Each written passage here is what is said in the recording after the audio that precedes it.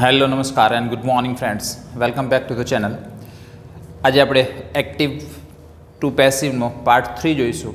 Last બે એપિસોડમાં આપણે એક્ટિવમાંથી પેસિવમાં ફેરવવાના હકાર અને નકાર વાક્યો જોયા હતા. આજે આપણે એના પ્રશ્નાર્થ વાક્યોનો અભ્યાસ કરીશું. આપણે એક્ટિવમાંથી પેસિવમાં ફેરવવાના 5 સ્ટેપ લખેલા, જેને હું શોર્ટમાં એક લખી દઉં છું. એક, કર્મને શોધી કાઢો અને કર્તાને સ્થાને લાવો. જે કાળનું વાક્ય હોય તેનું ટુ બીનું રૂપ મૂકો. પછી નંબર 3 V3 મૂકો, પાસ્ટ પાર્ટિસિપલ મૂકો. નંબર 4 બાય મૂકો. નંબર 5 કર્તાનું નામ કે સર્વનામ મૂકો.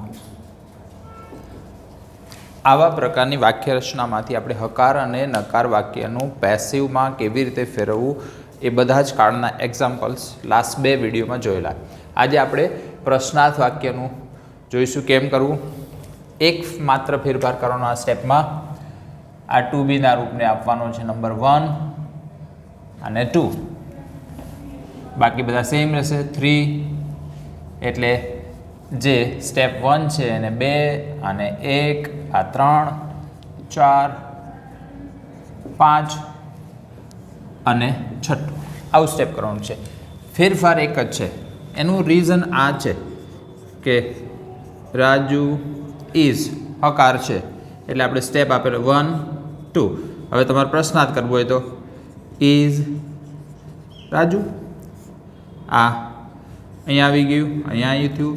ઇટ ઇઝ ઇન્વર્શન ક્વેશ્ચન, એટલા માટે 2 નંબરને પહેલાં લખવાનું છે. હવે કાળ પ્રમાણે જરાક જોવાનું શરૂ કરીએ. સૌથી પહેલાં જોઈએ સાદા વર્તમાન કાળનું એક્ઝામ્પલ. માની લો કેવું હે, does he help you. Does he help you. તમને પહેલાં કાળ તો ઓળખાઈ જ જવું જોઈએ કે ડઝ અને હેલ્પ એટલે સાદો વર્તમાન કાળ છે. સાદો વર્તમાન કાળ પછી બીજું સ્ટેપ થઈ જવું જોઈએ ઓટોમેટિકલી મનમાં કે એની વાક્ય રચના શું. એક્ટિવ હોય તો મૂળરૂપ એસકેએસ વર્ડરૂપ, નકાર પ્રશ્નાર્થ ડુ ડઝ પ્લસ મૂળરૂપ, પેસિવમાં am is are plus V3. હવે એક સેકન્ડ માટે તમે વિચાર કરો કે આ ડઝને તમે દૂર કરો છો. તમારી પાસે વધ્યું હી હેલ્પ યુ. કર્તા ક્રિયાપદ કર્મ, યુને આમ લાવો અને આમ લઈ જાઓ અને આમ લઈ જાઓ. જો આ વિધાન વાક્ય હોય તો હવે પેસિવ બનાવતા તમને આવડે છે. યુ આર, યુ સાથે આવશે you are helped by him. આપણને જે હકાર વાક્ય પ્રમાણે આવડે છે તે આવું આવડે છે. You are helped by him. તો આ તો પ્રશ્નાર્થ બનાવવાનું છે. તો શું કરશું, આને આગળ લખી દો. Are you helped by him અને ક્વેશ્ચન માર્ક. એક્ટિવ ક્વેશ્ચન હોય તો પેસિવ પણ ક્વેશ્ચન જ બને, યાદ રાખીશું. Are you helped by him. બહુ સહેલું છે મિત્રો. બીજું વાક્ય જોઈએ. Do they plant some saplings here every year. ધીરે ધીરે વાક્યની લંબાઈ વધારીશું. કામ તમારે એક માત્ર કરવાનું. સૌથી પહેલાં કર્મ શોધી કાઢવાનું રહેશે. Do they plant સેપલિંગ્સ here every year. આમાં કર્તા કયો થાય, આ સબ્જેક્ટ એટલે કર્તા. ડુ પ્લાન્ટ પ્રશ્નાર્થ છે એટલે ડુ પ્લસ મૂળરૂપ એટલે આ થયું વર્બ. પ્લાન્ટ એટલે વાવવું. તેઓ વાવે છે. શું વાવે છે, થોડાક છોડવાઓ. ઓબ્જેક્ટ. હિયર એટલે સ્થળ દર્શક શબ્દો. એવરી યર એટલે ફ્રીક્વન્સી દર્શાવે છે. એડવર્બ ક્લોઝ ઓફ ફ્રીક્વન્સી છે, એ જુદો ટોપિક છે. આપણે અત્યારે આ 3નું કામ છે. હવે કર્મને આગળ આવશું. સમ સેપલિંગ્સ. સમ સેપલિંગ્સ એટલે આ કર્યું તમે નંબર 1 કામ. કર્તાને કર્મને કર્તાને ટુ બીનું રૂપ મૂકો. સમ સેપલિંગ્સ આર, પણ જે પ્રશ્નાર્થ માટે મૂકવાના હતા તે આગળ મૂકીશું. આર સમ સેપલિંગ્સ એટલે હવે ત્રીજું V3 મૂકીએ. planted. Are some saplings planted here? આ સ્થળદર્શક શબ્દો છે એટલે એને વચ્ચે રાખીશું. Are some plants, are some saplings planted here by them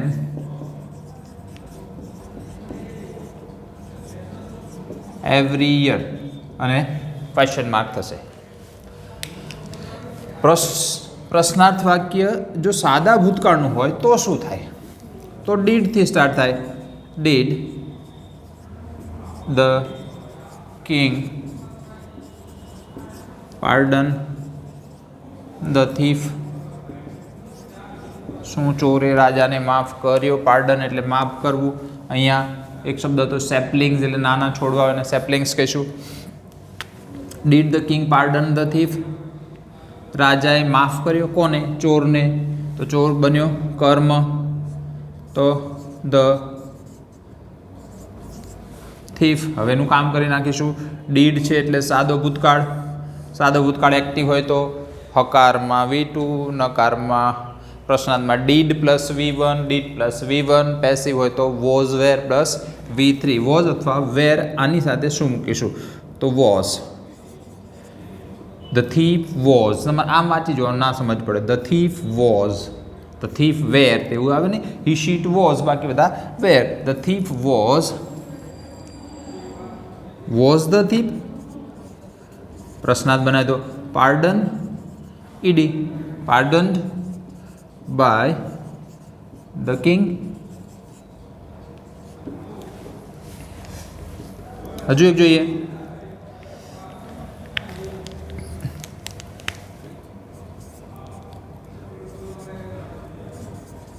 Did you do it well there?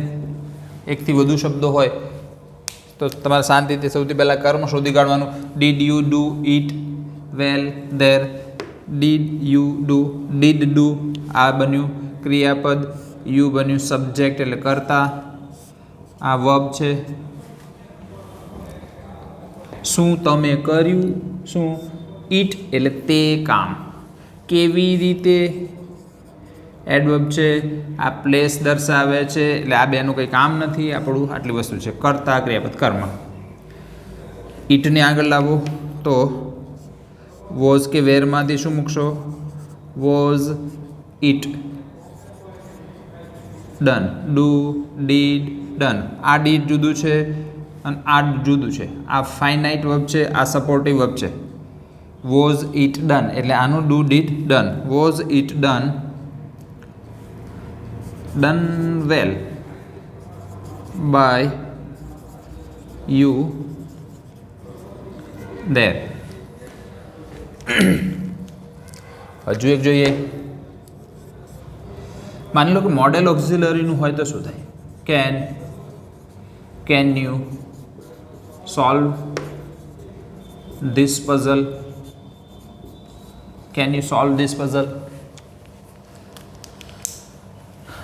Can you subject છે, કેન સોલ્વ ક્રિયાપદ છે, ધીસ પઝલ કર્મ છે. ત્રણ જ વસ્તુ છે. પઝલને આમ લાવો. મોડેલ હોય તો આપણે વાક્ય રચના લખેલી મોડેલ પ્લસ બી. તો can this puzzle be solved by you? Can this puzzle be solved by you? આવું થશે. હવે થોડાક મોડેલ ઓક્ઝિલરીઝ અને ચાલુ ભૂતકાળના વાક્યોને ફરીથી જોઈએ. પછી બીજા રાઉન્ડમાં બધા જ આપણે WH વાળા વાક્યો જોઈશું.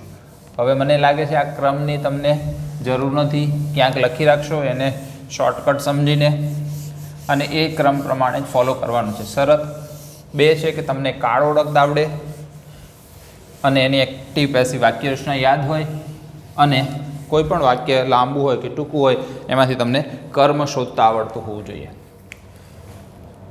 હવે માની લો કે આગળ લખીએ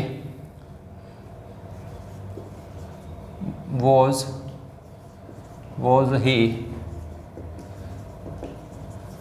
writing an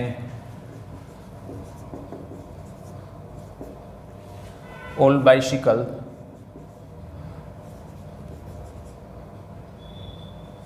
when you saw him. ચાલુ ભૂતકાળનું વાક્ય છે એ પહેલી ખબર પડી જવી જોઈએ વોઝ વેર પ્લસ આઈએનજી પરથી. એની વાક્ય રચના યાદ આવી જવી જોઈએ. વો એક્ટિવ હોય તો વોઝ વેર આઈએનજી, પેસિવ હોય તો was were plus being plus V3.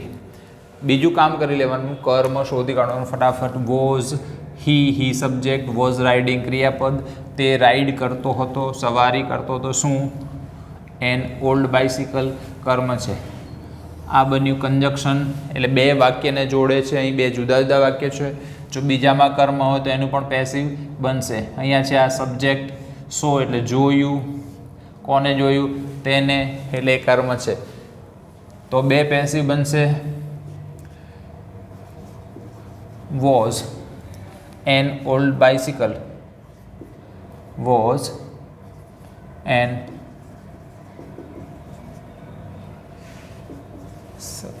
Old bicycle, એટલે તમારો ક્રમ પેલો આપેલો તો 2 1. ટુ બીનું રૂપ મૂકો બીંગ, આ વોઝ બીંગ, કારણ કે બીનું રૂપે V3ની આગળ હશે.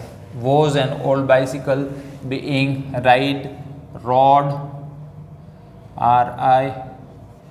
RIDDEN ridden. Was an old bicycle being ridden by him when he was seen by you. હવે આ કંજક્શન વચ્ચે જ રહેશે. આ યુ પાછળ, આ હિમને આગળ લાવો તો હી કરતા બન્યું. Was scene passive. સાદો ભૂતકાળ પેસિવ એટલે એક્ટિવ હોય તો V2 passive, was were plus V3. હવે કાળ પ્રમાણે જે વાક્ય રચનાઓ યાદ કરી છે બસ એવું જ કરવાનું છે. Had he solve the sum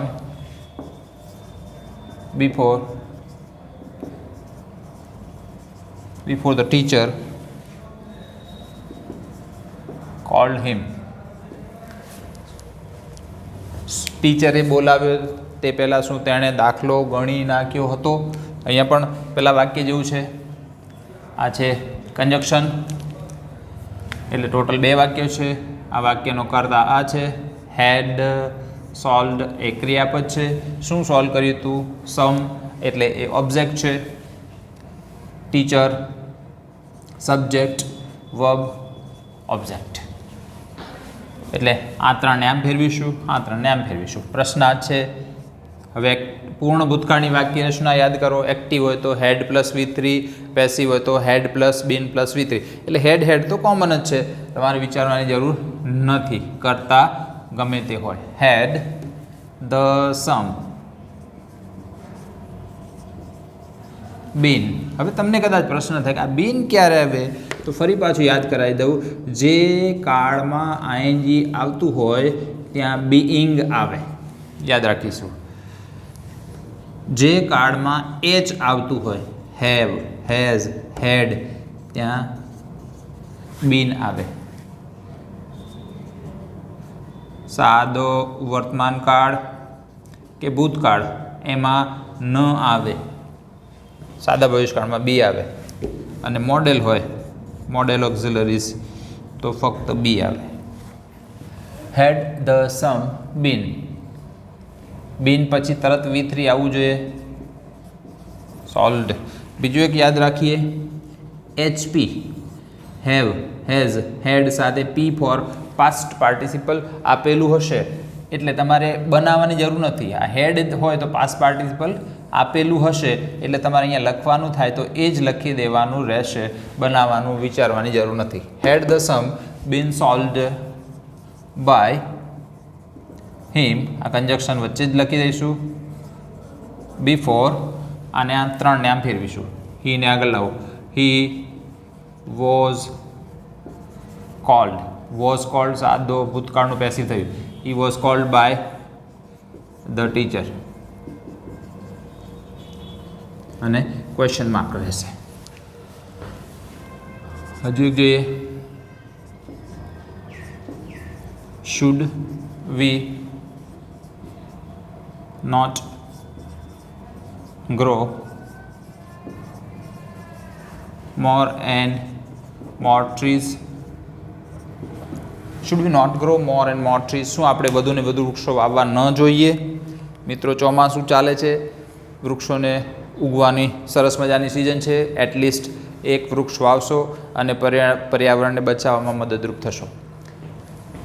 should we grow, should we not grow, શું આપણે ન વાવવા જોઈએ? સૌથી પહેલાં તો આપણું કામ કરીએ, કરતા વિચારીએ. સબ્જેક્ટ શુડ નોટ ગ્રો આ થયું વર્બ એટલે ક્રિયાપદ. આપણે શું વાવવા ન જોઈએ? શું વધુને વધુ વૃક્ષો, આટલું મોટું કર્મ છે, ઓબ્જેક્ટ છે. એટલે આપણો આન્સર થશે મોર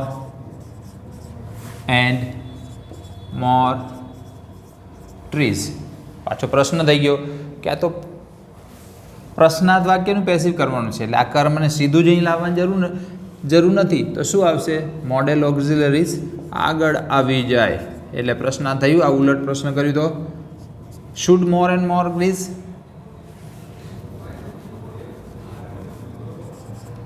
should more and more trees not be, not be, be પછી તરત V3 આવવું જોઈએ. યાદ રાખીશું. Grown, grow, grew, grown. Should more and more trees not be grown by we નું થશે us.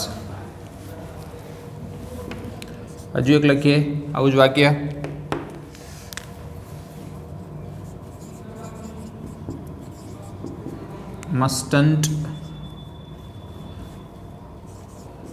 mustn't you follow the laws of the land? laws of the land એટલે દેશના કાયદાઓ. ફોલો પાલન કરવું. શું તમારે દેશના કાયદાનું પાલન ન જ કરવું જોઈએ? પાલન કરવું જ જોઈએ. જવાબ મૂકીએ તો the lose of the land, પણ મસ્ટ પહેલાં આવી જશે. Must the laws of the land, must the laws of land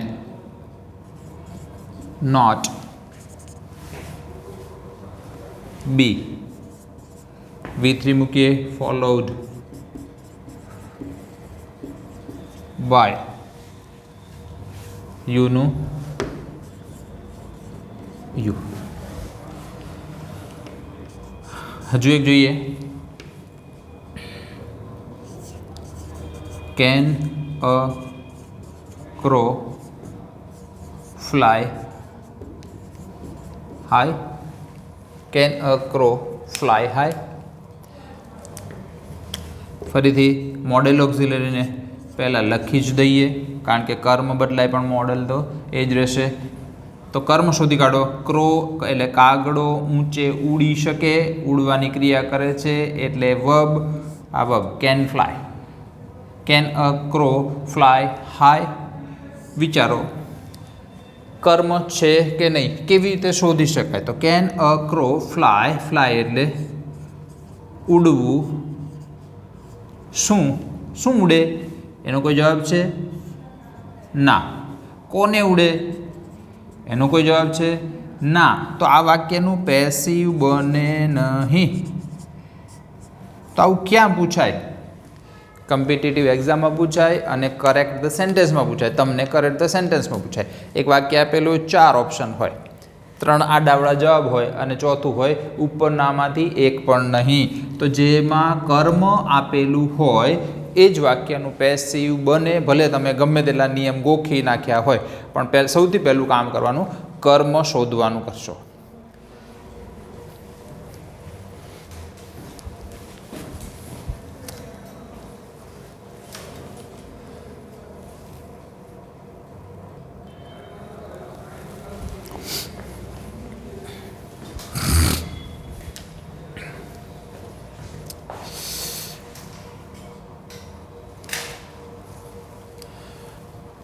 આગળ જોઈએ મિત્રો, પ્રશ્નાર્થ વાક્ય WH ફોર્મમાં હોય ત્યારે એનું પેસિવ કેવી રીતે થાય?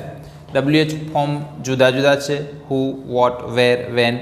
એમાંથી એક હુનું પેસિવ કેવી રીતે થશે એની વાક્ય રચના અહીં લખેલી છે.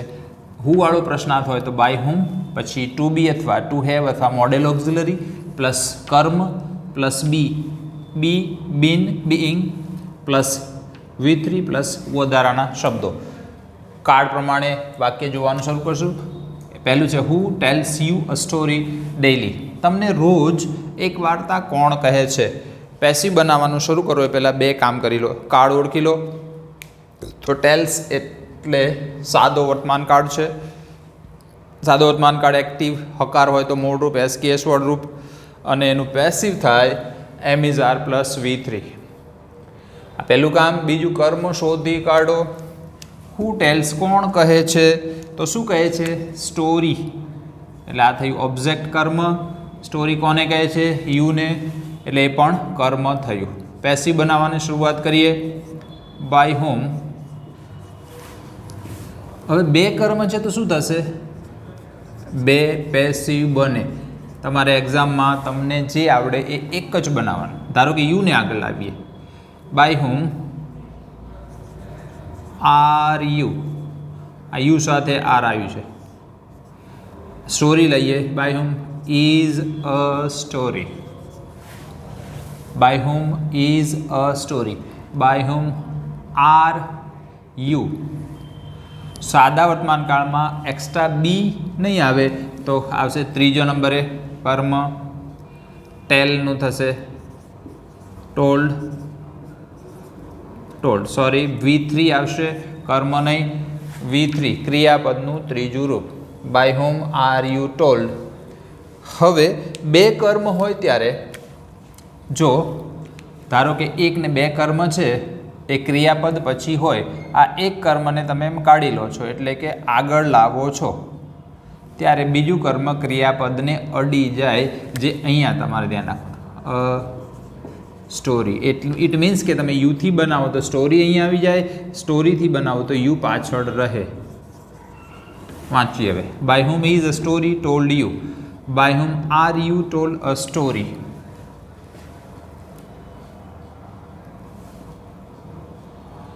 ડેઇલી વધારાના શબ્દો વધે ને. ડેઇલી. અહીંયા તમારી ગાડી એક્ઝામમાં પણ અટકશે. કેમ કે જેટલા પણ વાક્યો આપણે સાદા બનાવ્યા એમાં ટોલ્ડ મૂકીએ પછી બાય લખવાની ઈચ્છા થાય. બાય પછી આપણે શોધીશું કે હવે શું લખવું, તો લખતા નહીં, કારણ કે સૌથી પહેલાં આપણે લખી દીધું છે અને શોધતા પણ નહીં. બીજું એક વાક્ય જોઈએ. હુ did it well there. Who did it well there. પહેલું કામ ક્રિયાપદ પરથી કાળ શોધી કાઢો. સાદો ભૂતકાળ છે. બીજું કર્મ શોધી કાઢો તો ઇટ કર્મ છે. હુ ડીડ ઇટ, તે કોણે કર્યું સારી રીતે ત્યાં, એટલે આ કર્મ, આ ક્રિયાપદ, આ કરતા સ્ટાર્ટ કરીએ. બાય હોમ વોઝ ઇટ, સાદો ભૂતકાળ. પેસિવ હોય તો was were plus V3. By whom was it done. આ ડન બન્યું આનું. Done well. વધારાના શબ્દો પાછળ. By whom was it done well. વાક્ય રચનાને જોતા જશો તો સાવ સરળ થઈ જશે. Number 3. Who has put this chair here. Who has put this chair here? Who has put this કાળ. has put પૂર્ણ વર્તમાન કાળ. કર્મ this chair. પૂર્ણ વર્તમાન કાળનું પેસિવ કરે તો have has plus been plus V3. સૌથી પહેલાં લખીશું by whom has this chair been put here. તમારે આ ક્રમમાં ગોઠવવાનું. બાય whom, has કર્મ, એટલે શું અથવા કોને. This chair been put here.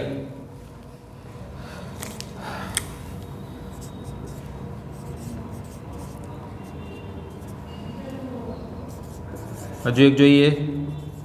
Who is helping you now. Who is helping you now. સૌથી પહેલાં કાળ ઓળખો.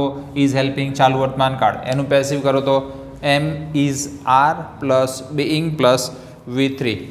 કર્મ કયું છે? યુ. એટલે તમારે બે કામ તો દરેકમાં કરી દેવાના. કાળ ઓળખીને એક્ટિવ પેસિવ યાદ કરી લો. એક્ટિવ પેસિવ વાક્ય રચના જે આપણે કાળ વખતે શીખ્યા હતા, અને બીજું કર્મ શોધી કાઢો. By whom are you. હવે આમાં જોઈએ તો by whom are you being helped now. By whom are you being helped now. હજુ એક જોઈએ.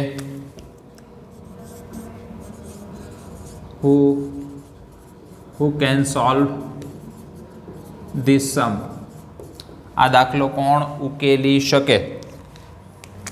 તો સૌથી પહેલાં by whom can this sum be solved.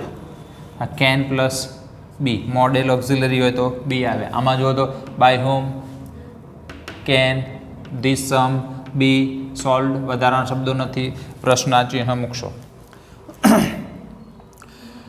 Active વાક્ય પ્રશ્નાર્થ, પેસિવ પ્રશ્નાર્થ જ રહેશે. આટલી 3 લેક્ચરના આટલા સાર પછી 2 વસ્તુ તારણ કાઢી કે તમે જે કાળ શીખી ગયા છો એનો એક્ટિવ પેસિવની વાક્ય રચના તમને પરફેક્ટ પાકી હોવી જોઈએ. અને બીજું કે કોઈ પણ વાક્યમાં કર્મ કયું છે એ તરત જ ઓન ધ સ્પોટ તમે શોધી શકતા હોય તો તમને 1 જ મિનિટમાં એક્ટિવમાંથી પેસિવમાં ફેરવતા આવડી જશે.